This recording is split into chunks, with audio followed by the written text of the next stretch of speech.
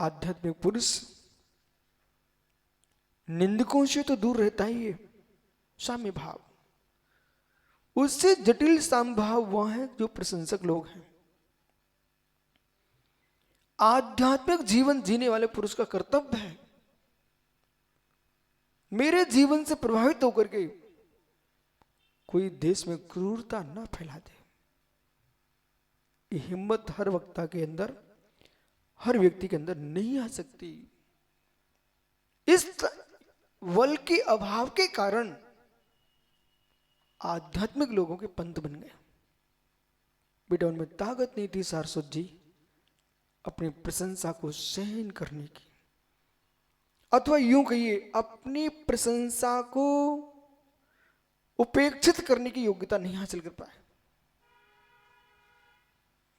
समझ में आ रहा ना? अपनी प्रशंसा को उपेक्षित करने की योग्यता जिसके पास होगी ना, वो पुरुष आत्मिक चमत्कार करेगा। उन लोगों से बच के रहना। जब भी आपको गिरने का समय आएगा तो तुम्हारे प्रशंसक वहां खड़े मिलेंगे।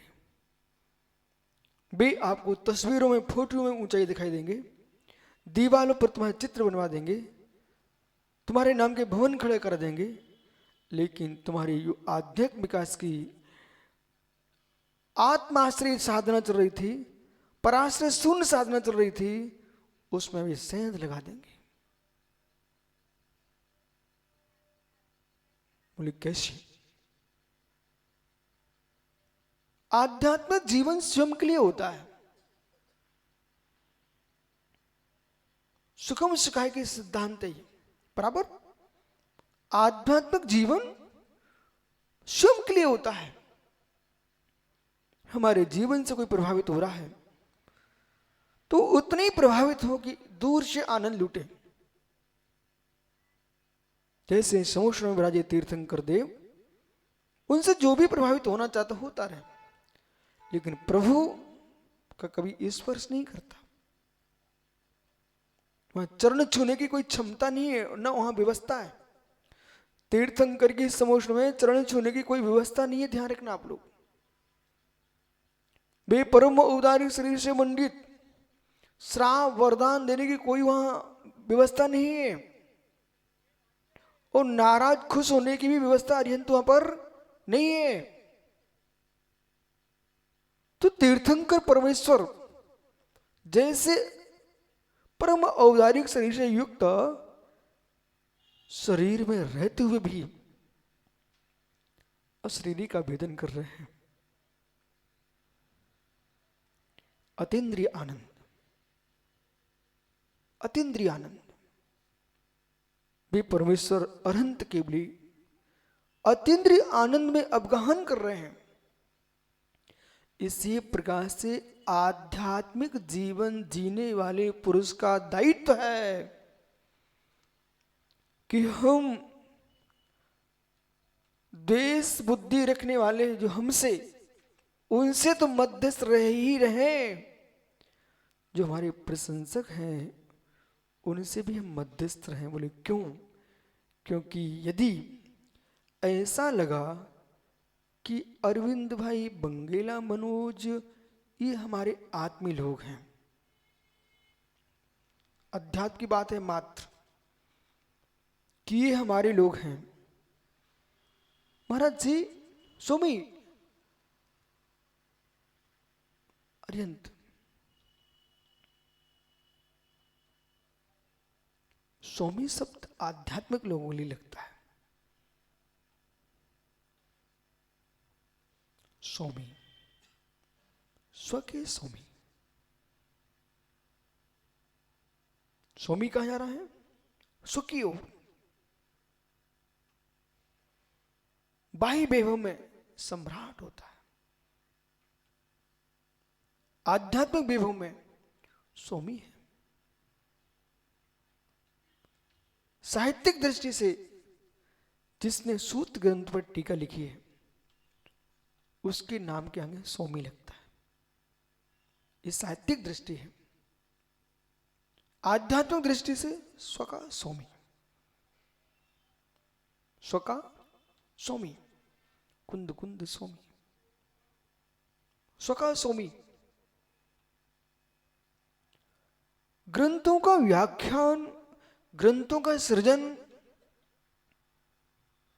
इसमें आध्यात्मिक पद्धति, आध्यात्मिक शैली और आध्यात्मिक जीवन, ये भी भिन्न है।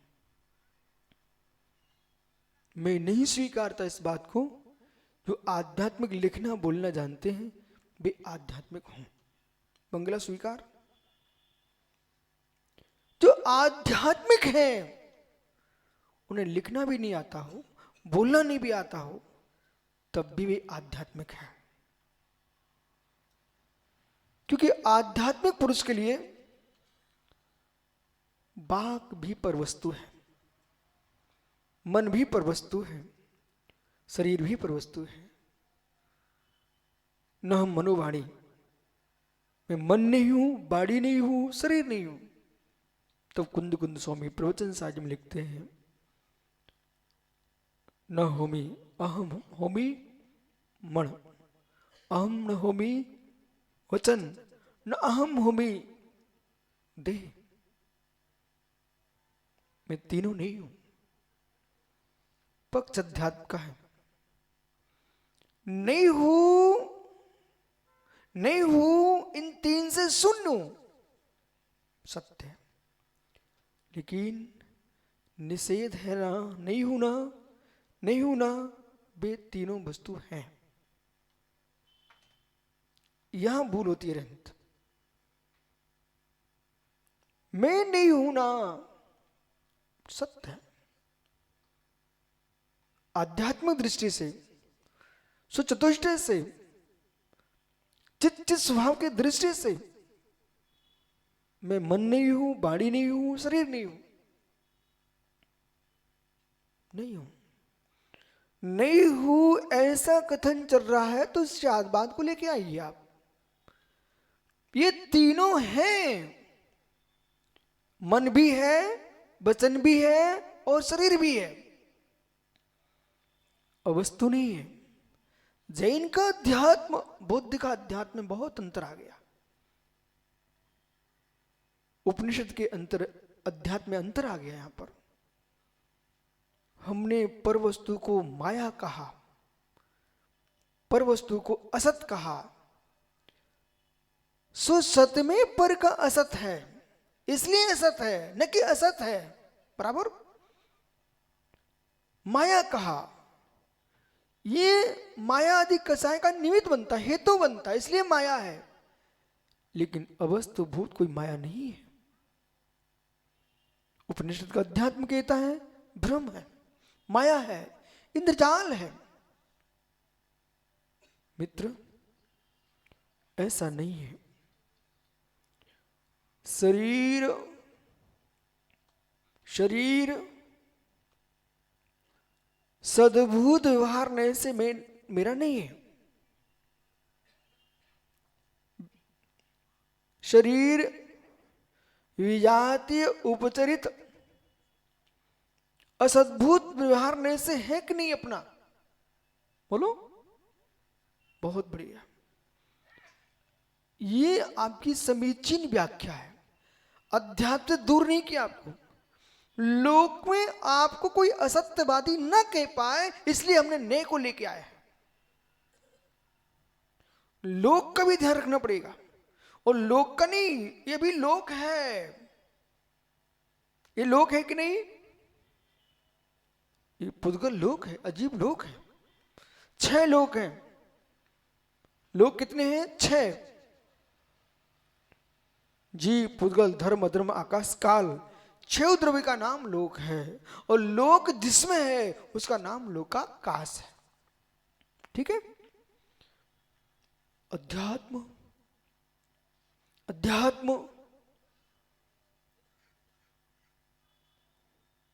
मोक्ष ये भी नहीं कहेगा मेरा नहीं है, वो तो निर्णय का विषय है। मेरे अध्यात्म से तुम प्रभावित हो गए, बहुत अच्छी बात। लेकिन जो प्रभावित हुआ है ना, वो हमसे प्रभावित हुआ है। न कि अध्यात्म से प्रभावित हुआ है। बंगेला समझ भाई, यदि मनोज बंगेला विशुद्ध सागर से प्रभावित हुए हैं, उनके आध्यात्मिक जीवन से प्रभावित हो गए, उनके आध्यात्मिक जीवन से, आध्यात्मिक प्रवचन से, आध्यात्मिक वचनों से, आध्यात्मिक लेखन से प्रभावित हुए हो, आप हमारे आध्यात्मिक क्रियाओं से प्रभावित हो, हमारे अध्यात्म से प्रभावित नहीं हो। हमारे अध्यात्म से तुम प्रभावित होते तो जैसा मैं जी रहा हूं ऐसा आप जीना प्रारंभ कर देते, बराबर। अब मित्र, यहां भूल कहां हो रही है, बहुत गहरे में समझना। ये समाज के ऊपर, राष्ट्र के ऊपर, विश्व के ऊपर मैं दया करके बोल रहा हूं मित्र, बहुत बड़ी गंभीर दया ये। बोले क्या? मैं कह रहा हूं कि अरुण भैया, मेरे अध्यात्म से प्रभावित होकर के यदि आपने मुझे पूजना प्रारंभ कर दिया, फिर आप एक यूथ बनाएंगे, समूह बनाएंगे। वो समूह जो है वो मात्र विशुद्ध सार के अध्यात्म को लेकर के पूजना प्रारंभ कर देगा, अध्यात्म की पूजा प्रारंभ कर देगा, अध्यात्म की पूजिता को प्राप्त नहीं कर पाएगा। यही हुआ जगत में, यही हुआ जगत में, यही हो रहा है बंगला जी, कि लोग आध्यात्मिक लोगों से प्रभावित होकर के, उन्हें मान करके अन्य को नहीं मानने की परंपरा प्रारंभ कर दिए, और राष्ट्र में द्वेष खड़ा होने लग गया। जबकि होना यह चाहिए था, आध्यात्मिक पुरुष के अध्यात्म से प्रभावित होकर के मुझे जब चित ब्रह्म चैतन्य ज्ञान घन टंकोदगीन ज्ञान भगवान आत्मा पर लक्ष्य है, तो मित्र कुंद कुंद स्वामी कह रहे हैं मेरा शरीर नहीं है, मेरा मन नहीं है, मेरी वाणी नहीं है। फिर इन तस्वीरों की मूर्तियों पर, चित्रों पर मित्र विकल्प खड़े करके अपने अंदर की अखंड विशुद्ध आत्मा का विघात क्यों? तुम्हारी स्थापना सामयिक भंग हो चुकी है।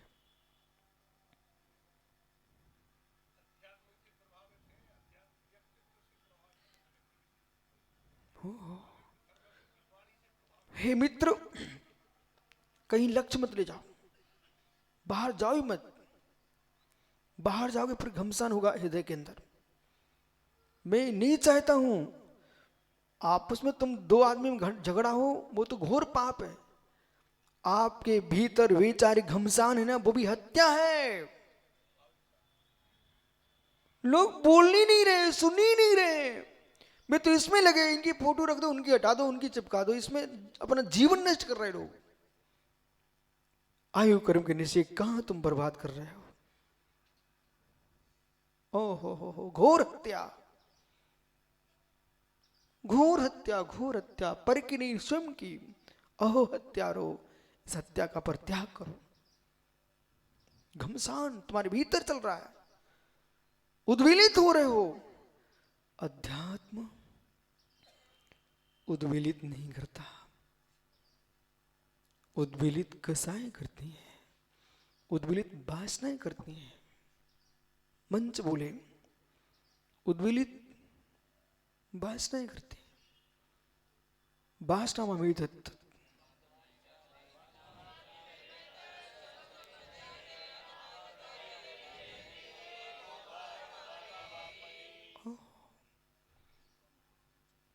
पूज्यपाद स्वामी का अध्यात्म बोल रहा है।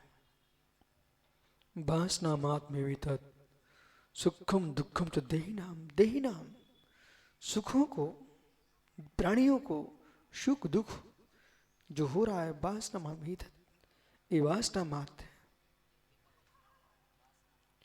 जो शरीर से तुम सुख दुख भोग रहे हो, इंद्रियजन, वासना है, नहीं साधना, ये वासना। बंगला जी, मित्र, शून्य स्थान पर आप मेरे साथ एक बार बैठ लो, आपको मालूम चलेगा सुना अध्यात्म अलग है, जीवन का अध्यात्म अलग है। ये वासना है। यदि मुझे अपनी प्रशंसा सुनने की आदत हो चुकी है, ये वासना है। दूसरी निंदा सुनने में अच्छा लगता है, वासना है। मेरा समूह, आपका समूह, वासना है, 100% वासना है। मात्र काम विकार का सेवन ही वासना नहीं है। 5 इंद्रिय 25 कसाई की रुचि वासना है। बोला रंत बेटा, 25 की 25 कसाई की अनुभूति क्या है? वासना है।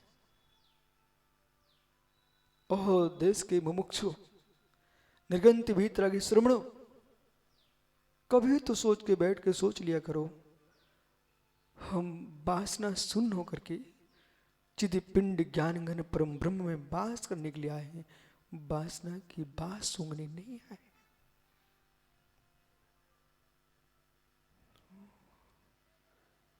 कहूं ब्रह्मचारी भोला बगल में बैठे सौरभ को कहता, किसको तुम्हारे पसीना की बास आ रही, और धीरे से अपनी कांख ऊपर उठा करके सूंघ रहा है।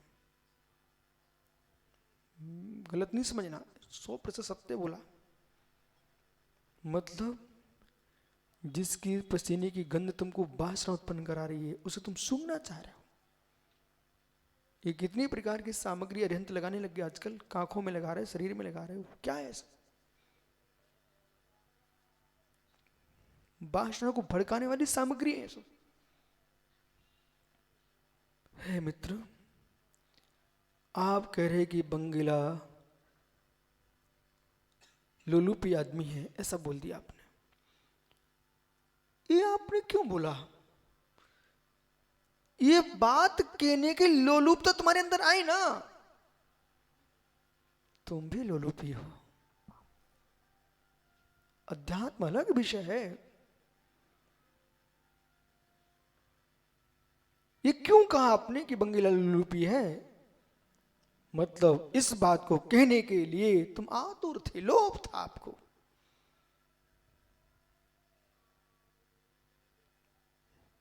भगवान कुंद कुंद देव जब कह रहे मैं मन नहीं, वाणी नहीं हूं, शरीर नहीं हूं, जब नहीं हूं ना, फिर ये चित्रावली किसके लिए? इसलिए बेटा आध्यात्म व्याख्यान वाच्य है, अध्यात्म अनुभूति अवाच्य है। सुम्य वाच्य है, पर के लिए अवाच्य है। सुम्य वाच्य है, पर के लिए अवाच्य है। ऐसा अध्यात्म है। ये प्रतिमाओं की उपासना है, नहीं अध्यात्म की उपासना। ये प्रतिमाओं की उपासना नहीं, अध्यात्म की उपासना। अध्यात्म की उपासना जो है वो सौमी में है, स्व में नहीं है।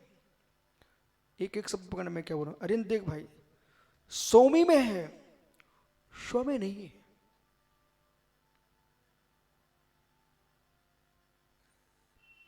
मेरे उच्चारण को देखिए, अध्यात्म की उपासना सौमी में है, अध्यात्म की उपासना स्व में नहीं है। क्या हुआ? महात्मा पुनीत सागर सौमी में है, स्व में नहीं है।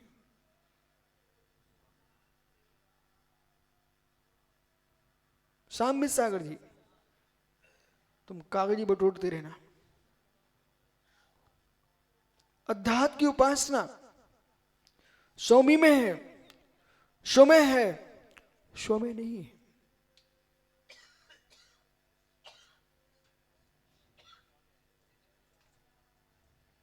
ओ हो है मित्र,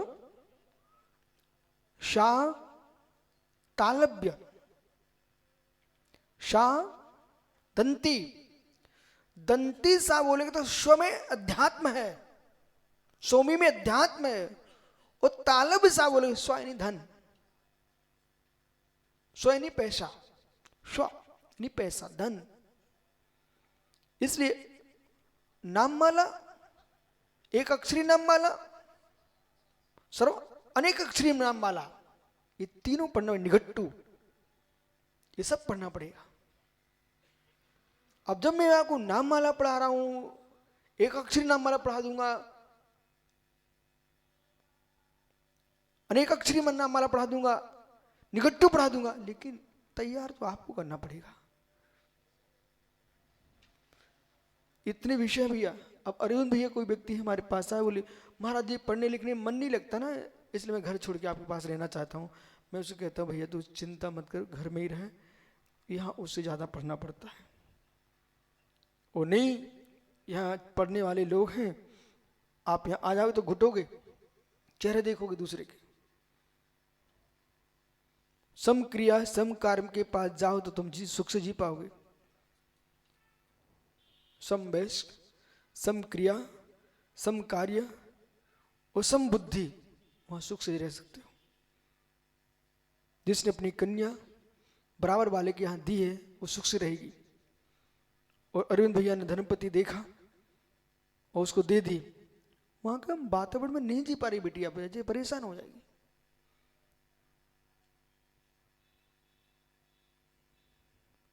इसलिए नीति शास्त्र का अध्ययन करोगे तो वो कहते हैं सम वयस्क में शादी होना चाहिए, समृद्धन वाले के पास होना चाहिए, सम धर्म वाले के साथ होना चाहिए, अन्यथा अनर्थ होता रहेगा।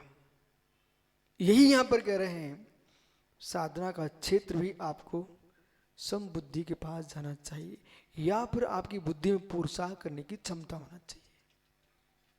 सही है। ये बिलछानी का प्रयोग है। अब बुद्धि का प्रयोग है, जिसकी बुद्धि चलती है वो हर विषय को जानता है। बिलछानी का प्रयोग है। तो अब मनोज पांडे धर्मात्मा का बेटा तो है, पानी छान के पी लिया, वो बिलछानी का है, निचोड़ दिया, तुमने क्या कर डाला, कुटी कुटी जीभ मार दिए। तुमको कड़े डाली बाल्टी में बिलछानी करना चाहिए था, और जिस कुएं से पानी लेके आए हो ना, उसी कुएं में छोड़ने जाना चाहिए, तब तुम्हारा गृहस्थ धर्म पलेगा। दूसरे कुएं में डाल दिया, नाली में डाल दिया, वो तुम्हारा धर्म नहीं पलेगा। आप जहां रहते ना वहीं सुख से रह पाते हो।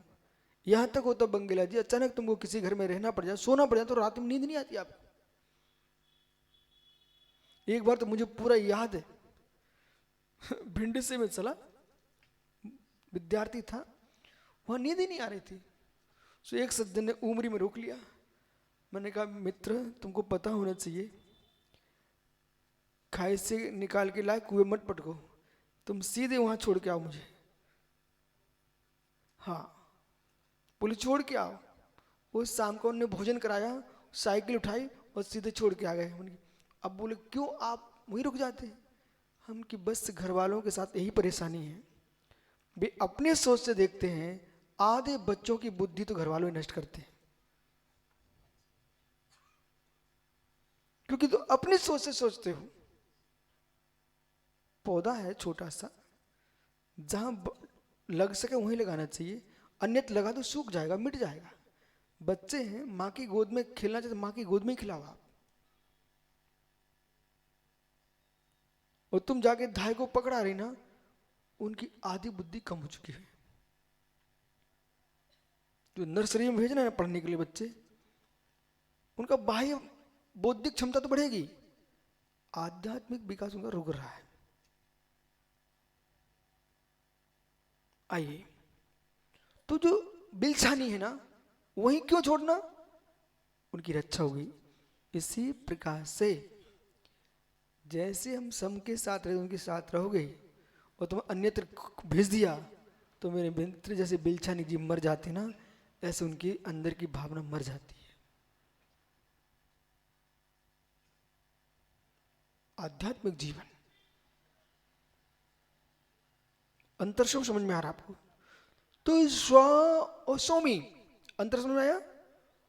स्व यानी पैसा, स्व यानी स्वम, स्व यानी स्वान। तो जो तालब्य सा है, अध्यात्म में उसका प्रयोग नहीं है। यहाँ दंती सा का प्रयोग है। क्या? अब मित्रों, अध्यात्म जीवन जो है वो गहरा है, गहरा है। उस अध्यात्म में निमग्न जीव सुख में भी किसी संप्रदाय को जन्म नहीं देगा, विश्वास मानिए। राग को छोड़ के सुनना मात्र। निंदा प्रशंसा शून्य जीवन है, वहां पंथ को जन्म कहां हो सकता है? जहां परंपराएं पंथ खड़े होते हैं वहां बाहर खड़ा आदमी है। जब तक बाहर नहीं आएगा तब तक पंथ नहीं आ सकता, नहीं आ सकता। जब आप कमरे में होते ना तो क्या आपको रोड दिखती? क्या? सीधा उदाहरण दीजिए आप। तो जब आप कमरे में होते रोड दिखती क्या? कमरे की अनुभूति लेते तब मार्ग नहीं दिखता है, पथ नहीं दिखता है। ऐसी शोके आत्म प्रदेशों में निमग्न है, उसे बाहर के पंथों के मार्ग नहीं दिखते हैं, उसे मात्र जैसे ब्रह्म भगवान आत्मा दिखता है। वही आनंद लूटना है। आत्महित चाहिए है, आत्महित चाहिए है तो जगत से शून्य हो जाइए। तब योगी कहता है, योगेंद्र स्वामी कह रहे हैं, योगी क्या करता है? सोता है। योगी सोता है, योगी सोता है, भोगी जागता है। भोगी सोता है, योगी जागता है। समझो योगी। अत स्थल संख्या बाह्यम प्रक्षेपकम कथ्यति। स्थल संख्या छोड़ो, बाह्य स्थल में क्षेपक कह रहे हैं, बड़ा गहरा क्षेपक है। जाड़ सल्ले दे जोगी ताह जगे, जाई पुण जगही सैलू, जगुसा डिस मरने विसुवे।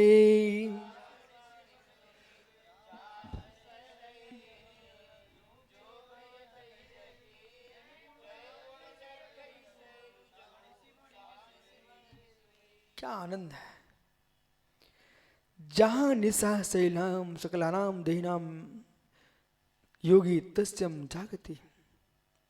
जिस निशा में सारा जगत सोता है, जगत के प्राणी सोते हैं, वहां पर तत्व ज्ञानी योगी जागता है। यत्र पुनः जागृति सकलम जगत, जहां पर सारा जगत जागता है, तानिशाम गत्वा सुपेति योगी, वहां योगी सोता है। बिल्कुल सत्य है। व्यवहार से और निश्चय से, दोनों से दिखते हैं। सुबह सुबह की बेला आती है तब तुम लोग कितना मधुर मधुर सोते हो। इस साधु लोग जग करके अपने सामायिक प्रतीकों स्वाध्याय करते हैं, वंदना करते हैं।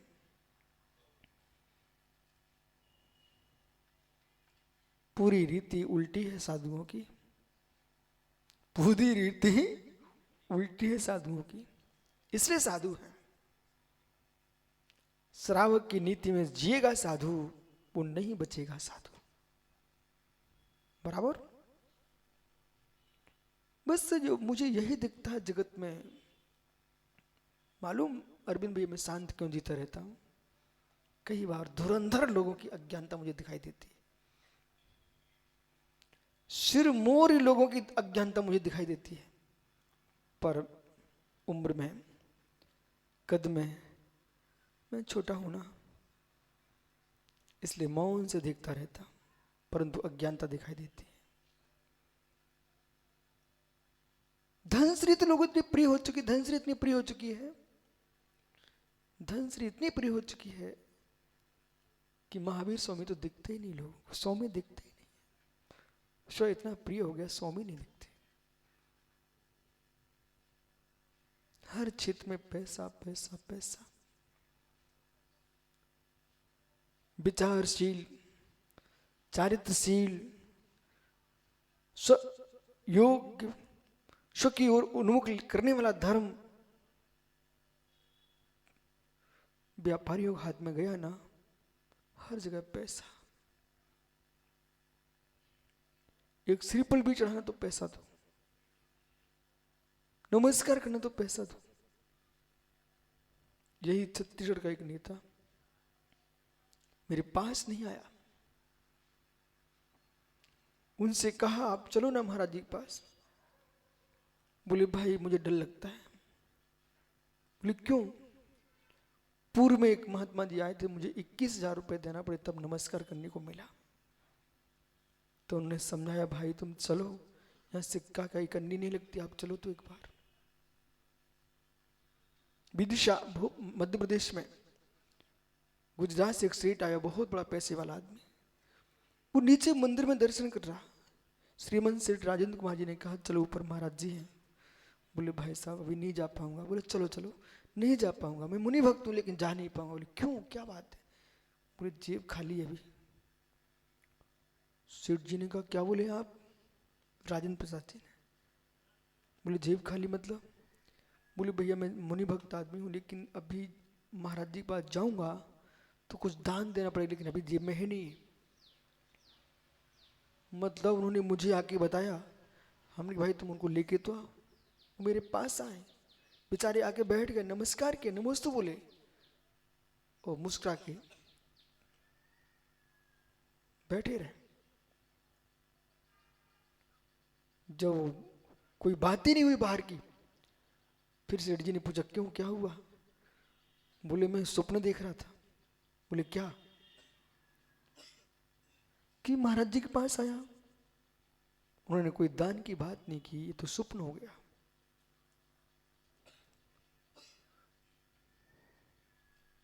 रतनलाल बेनाड जी मेरे पास है 1996 में छतरपुर में, वो भी नीचे खड़े थे। तो निर्मल जी सतना पंडित जी ने बोला चलो महाराज जी। बोले भैया अभी नहीं जाऊंगा मैं, कुछ देना पड़ेगा। बोले चलो तो ना आप। वे जबरदस्ती लेके आए। 30 मिनट तक तत्व चर्चा चली परमाणु पर। इसके उपरांत मालूम अरहिंद फिर आहार देने गए, वापस पुनः आए। अब पंडित से बोलते निर्मल जी से, नीरज जी के भैया निर्मल जी, बोले क्या और समय मिल जाएगा क्या? तो मालूम निर्मल जी बोले आप तो आ ही नहीं रहे थे, अब समय मांग रहे हो? बोले मैं भूल में था, मैं यही सोचता था कि देना पड़ेगा। मित्र, लेने वाले साधुओं से मेरा कहना है तुम्हें पता नहीं है कितने श्रद्धालु तुम मुनि महाराज के पास से आने से रोक रहे हो, वो तुम्हारे पास नहीं आ पाते। अब विश्वास मानो, कथा नहीं कर रहा हूं, सत्य घटना है ये सब। धनबाद में पिछले वर्ष, धनबाद में सम्मेश शिखर के बगल में धनबाद है, वहां पर नगर से वो दूर दूर से व्यवस्था करता रहा, पास में नहीं आया। ठीक है, पास में नहीं आया। और जब मैं नगर के बाहर हो गया, वो गाड़ी लेके फिर से आ गए मेरे पास। याद है आपको? फिर से आ गए, बिल्कुल साथ में चलने लग गए, बिहार करा रहे। पर उनसे रहा नहीं गया। एक सज्जन ने बोल दिया, बोले आप गांव में दूर रह रहे थे, जबकि उनके घर में आहार भी हुए, फिर भी दूर।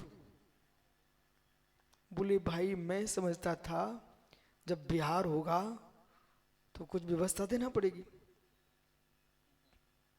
और जब मेरा बिहार हो गया कुछ उनसे किसी ने कुछ मांगा ही नहीं। भैया गाड़ी लेके बार बार पैर छू रहे। तो मुझे लगा अहो साधु साध्वियों, ये निर्ग्रंथों का मार्ग है। ग्रंथ पर विचार मत करो, ग्रंथों पर विचार करो। लोभ कसाय का प्रत्याख्यान किए बिना अरिहंत तुम साधु बन के नहीं रह सकते बेटा। अब सुनिए पुनः कसाय के साथ, क्योंकि करुणानियोग गहरा है, वो छोटा नहीं है। वो तुरंत ही कसाय की बात करके 200 शब्द जोड़ देगा, प्रशस्त कसाय, अप्रशस्त कसाय। क्योंकि आप मेरे से बोल सकते आप भी तो लोभी हो। हाँ हूं ना, मैं सोचता हूं कि अरहंत मुनिराज बन जाए, ये भी लोभ है। सभी जीव कल्याण कर लिए, बंगेला कब तक भटकता रहेगा, मुमुक्षु मुमुक्षु चिल्लाता रहेगा, एक दिन सच्चा अध्यात्म में डूब जाए। ये भी तो लोभ है हमारा, बराबर भैया। लेकिन ये लोभ जो है ना वो मुझे नरक नहीं ले जाएगा, प्रशस्त लोभ है, पर अध्यात्म इसको भी स्वीकार नहीं करेगा, बराबर। पुण्य धर्म कहेगा पाप छोड़ो, पाप छोड़ो, पुण्य करो। अध्यात्म धर्म कहेगा दोनों से मध्यस्थ हो जाओ, द्वेष नहीं। जो शब्दावली का प्रयोग करना चाहिए बंगला जी, आप विश्वास मानो, आपको ये तो मालूम है कि महाराज जी ने बहुत कुछ पढ़ के रखा है, मालूम, सुपच्छ परपच्छ सबको, अध्यात्म के सुपच्छ परपच्छ सबको, लेकिन मैंने भाषा पकड़ी। पूजन पाठ ये है, इस शब्द का प्रयोग किया गया। सुनना, वहां करना क्या चाहिए था, मैं भी करता हूं, ये बोलना था अध्यात्म तत्व में लीन पुण्य क्रिया से मध्यस्थ हो जाता है। अब देखना भैया अरिहंत क्या शब्द बोला, तुमको चुभा नहीं है आपको। अध्यात्म में लीन जीव पुण्य क्रियाओं से मध्यस्थ हो जाता है। उपेक्षा भाव अध्यात्म की मूल जननी है, उपेक्षा भाव मूल जननी है।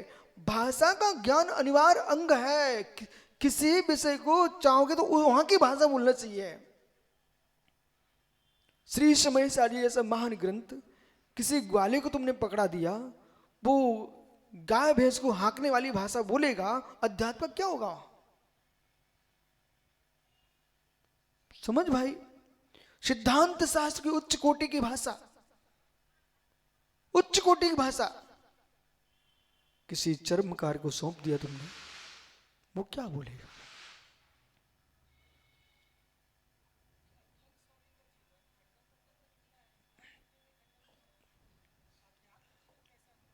सुनिए मित्र, बहुत बढ़िया प्रश्न है, गजब का प्रश्न है मित्र। जैन दर्शन में 4 कथाएं हैं, आक्षेपणी, विक्षेपणी, संवेदनी, निर्वेदनी।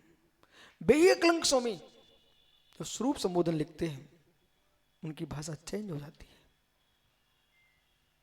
ये परम सत्य है। आप हमसे न्याय शास्त्र की भाषा बुलवाइए, मैं बोलता हूं वीरता के साथ, भाषा के साथ भाव बदलेंगे। अरिहंत बेटा, तुझको बेटा बोला ना, अरिहंत बेटा, जब आप रतन पाटनी जी की पत्नी के पास जाते हो, वो भी एक स्त्री है, उसे तुम मां बोलते हो, वो आपको बेटा बोलती है। बेटा कभी भाषा नहीं आती आपको, लेकिन अपनी सासू की बिटिया के पास जाते हो, कभी मां नहीं बोलते हो, वहां की भाषा अलग है, सत्य है। यही कारण है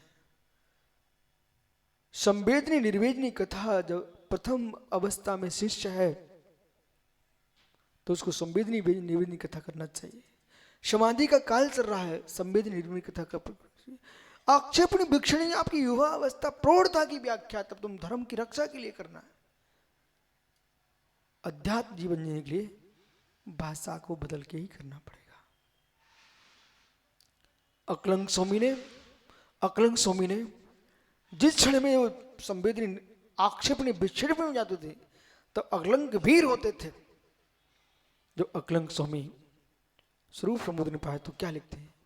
ज्ञाता दृष्टा में को हम सुखे दुखे न चापरा इत्युक्ता भावना। ये मेरी भाषा नहीं है, अकलंक स्वामी की है। अरिहंत बेटा, जितने वर्तमान के अपने आप को वीरता दिखा रहे हैं ना, अकलंक की भाषा का प्रयोग करें, देश में कहीं झगड़ा नहीं हो सकता। अकलंक स्वामी ने जो व्याख्या किया है, उनका भाषा का सौष्ठव देखो मित्र। प्रवचन प्रवेश लघी स्त्री प्रमाण परीक्षा राजवार्तिक, उनकी भाषा देखो आप। अष्टसहस्र सती, क्या प्रौढ़ भाषा का प्रयोग किया है। उन्होंने नहीं कहा तुम अमुक ऐसे वैसे ऊंची भाषा। अच्छे ज्ञानी लोगों की भाषा ऊंची होती है। पर गे चलते हुए भी, बहुत बढ़िया प्रश्न आपका, पर गे चलते हुए भी। आहा, ये परगे ऐसा है कि बंगेला ने सागर में चौका लगाया है मुमुक्षु जी, पर मुनि घर के सामने आ जाए तो उसके टप टप आंखों में आंसू टपक रहे थे, मैंने अपनी आंखों से देखे। एक दिन मेरे आहार और विभव सागर जी के एक साथ दो महाराज के आहार हो गए, दो आचर बंगला के घर में आहार हुए, इसके टप टप आंसू झर रहे थे। आज तुम्हारे अरविंद भैया जैसे पड़गान हुआ ना, अध्यक्ष जी कचौड़ी मल जी, ये जीव के मुख से क्या बोले, बहुत ऊंचा शब्द बोले, ये अपने आप को संभाल नहीं पा रहे थे मित्र। लेकिन अरिहंत देखो इधर, बस घड़ी बोल रही है, वो जब ये बंगेला कुएं से पानी लेने गया तो आरंभ हो रहा था कि नहीं, बराबर आरंभ था कि नहीं, उस आरंभ की धारा में पुण्याश्रव था कि नहीं, क्रिया आरंभ की चल रही है, पानी खींच रहा है, धारा कहां टिकी हुई है, ये वीर त्रागी निर्गंत योगी को चर्या करा करके मैं निर्वाण मार्ग को प्रशस्त करूंगा, ऐसे अकलंक जैसे महायोगेश्वर परमत का खंडन कर रहे हैं, विक्षेपणी कथा कर रहे हैं, परंतु दूसरे लक्ष्य में जाइए, उनकी बुद्धि में स्वमत की पुष्टि चल रही है, बीतरा का पोषण कर रहे हैं, इसलिए प्रशस्त अध्यवसाय भाव था, अब प्रशस्त नहीं था। इसलिए आध्यात्मिक अध्यात्म पकड़ना चाहिए। वही मैं चाहता आपकी भाषा वही हो, और कैसी हो, अरिहंत विश्वास मान, मेरे पास यहां पर क्रूर से क्रूर आदमी आ जाए, उसके समता की बात करूंगा, उसके मिथ्या छोड़ने की बात करूंगा, पर उसके जीवन की रक्षा का ध्यान रखूंगा 100%। पर आप लोग का मतलब मैं सामान्य बात कर रहा हूं, आप लोग क्या करते हो, जैसे तेरा भी सोनगढ़ी देवगढ़ी तारण तरण स्थानक श्वेतांबर दिगंबर, जब आप लोग इनकी बात नहीं करते ना तो एकदम ऐसे टूटते हो। मैंने 13 पंथियों को देखा, मैंने 20 पंथियों को देखा, एक दूसरे को ऐसे गाली बकते, मिथ्या दृष्टि मिथ्या दृष्टि। अरे तुम लोग आध्यात्मिक जीवन जी रहे हो, मुझे एक इंद्रिय वनस्पति में भगवान आत्मा दिखती है, तुम्हें फूल पत्ती के चक्कर में समाज को गाली बकते हो, घोर पाप है तुम्हारे पास। ऐसा बोलना चाहिए। अपनी अपनी परंपराएं निभा रहे हैं, वो तुम्हारा विषय है, लेकिन मैं इतना जानता हूं महावीर शेर महावीर बन सकता है, तो ये लोग भी मार्ग में लगे हैं, कभी ना कभी भगवान बनेंगे।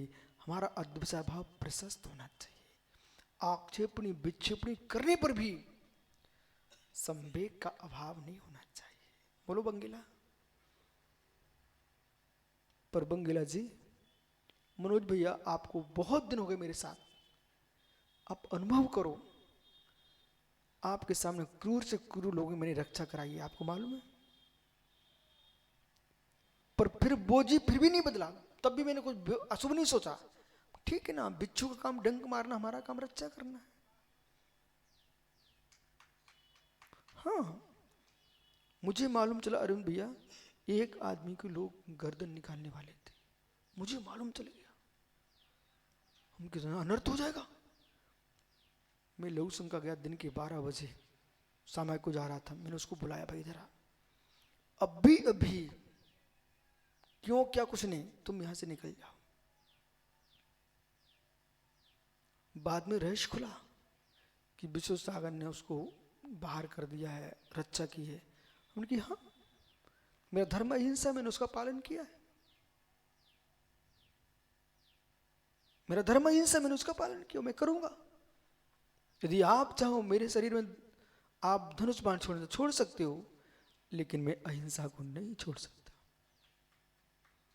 मैंने पिच्छी ली है, कोई ठूंठ नहीं लिया है। तुम अपमान भी करोगे तब भी हम तुम्हारी आत्मा का सम्मान करेंगे, क्योंकि हम शब्दों में जीने के साथ साथ अध्यात्म का आध्यात्मिक जीवन जानते हैं। बोला आपके मन में आ सकता है कि मुझे सुविधा मेरी कमजोर पड़ रही है, पर मुझे दिखता है कि सारे जीवों की सुविधा कमजोर ना पड़े। अंतर है बेटा, भैया में और माता पिता की सोच में अंतर होता है। गुरु में और गुरु भाइयों में अंतर होता है।